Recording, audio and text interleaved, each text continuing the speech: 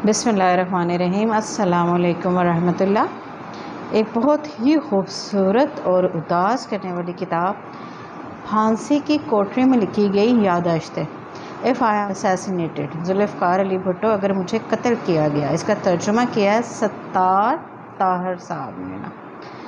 ये देखिए, बड़ी खूबसूरत तस्वीरें हैं, बड़ी मेमोरेबल है। ये मैंने जावेद चौधरी साहब का मुझे एक कोट बहुत पसंद आया था, जो मैंने इस पर लिखा हो गया है। इस्टेब्लिशमेंट एक मशीन है और कोई इंसान मशीन से कभी लड़ नहीं सकता और जीत भी नहीं सकता। ये बहुत ही खूबसूरत तर्जुमा है, ठीक है। इसको मैंने पढ़ा, मैंने यही इसलिए पढ़ा। ये किताब कागज़ों को घुटनों पर रख कर मुकम्मल की। इन्हें वहाँ लिखने पढ़ने की सहूलतें हासिल नहीं थी।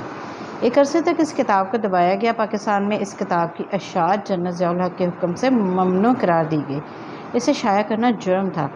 इसे फ़ोटोस्टेट और दस्ती नकल की सूरत में रखना, पढ़ना और तकसीम करना ऐसा जुर्म था जिसकी सज़ा कोड़े और जेल की कोठरी हो सकती थी। एक दो ऐसे प्रेस जहाँ से शाया करने की कोशिश की गई, वहाँ छापे पड़े। इनके मालिकों को गिरफ़्तार करके तशद्दुद का निशाना बनाया गया और प्रेस भी ज़ब्त कर लिए गए। इस किताब का मुताला एक बड़े तजर्बे की हैसियत रखता है। भुट्टो की तंज़ बड़ी ताकतवर है क्योंकि ये तंज़ हक़ाइक़ पर मुश्तमिल होती है। करतासे अबीज़ यानी कि वाइट पेपर, ये वो वाहिद किताब है जिसे मैंने सबसे ज़्यादा टाइम लेके पढ़ा है, क्योंकि इसमें सारी तकरीबन मुझे मतलब सारी उनकी जो बातें हैं, जो सब कुछ है ना। वैसे मैं 100 साल की हूँ, लेकिन ये मेरी पैदाइश से बहुत कबल यानी कि पहले की है ना।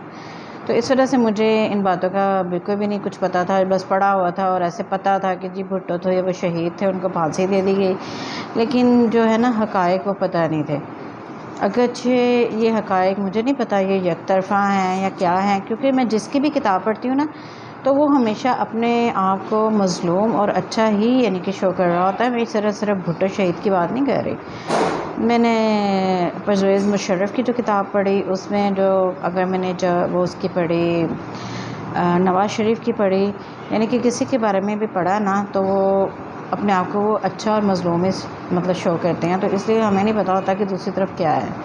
बहरहाल ये किताब बहुत ही ज़्यादा मुझे इसलिए अट्रैक्ट की कि ये उन्होंने जेल में लिखी थी, और माशाल्लाह से देखें कि कितना अच्छा अब क्या, वैसे माशाल्लाह भी क्या कहना, तो इस दुनिया में भी नहीं है कि उनकी ज़हानत और उनकी याददाश्त देखें कि उन्होंने हर बात के मुतालिक जो उनके ऊपर इल्ज़ाम लगा या जो भी हुआ ना, उसको उन्होंने वजाहत के साथ ना पेश किया, सबके सामने अपनी वजाहत दी। अगर आप कोई अच्छी किताब पढ़ना चाहते हैं ना, तो आप इस किताब को ज़रूर पढ़ें। अगर मुझे कत्ल किया गया, इसका इंतसाब किसके साथ था वो मैंने चेक नहीं किया। नहीं, इंतसाब है ही नहीं शायद कोई, है ना। वैसे ये कैसे हो सकता है इंतसाब किसी के नाम पे भी ना हो। ठीक, अगर आप मेरे से पूछें ना इस किताब के बारे में, तो मैं आपको सिर्फ एक ही बात कहूँगी।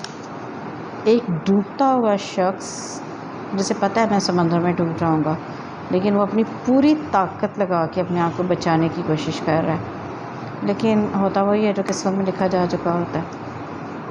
इस किताब को पढ़िएगा, आपको बहुत सारी बातों का एहसास होगा और बहुत सारी बातें आपको ना नॉलेज में आएंगी, और फिर आप खुद देखेंगे वो बातें सही थी कि गलत थी। ठीक है, इजाज़त दीजिए। अल्लाह हाफ़िज़।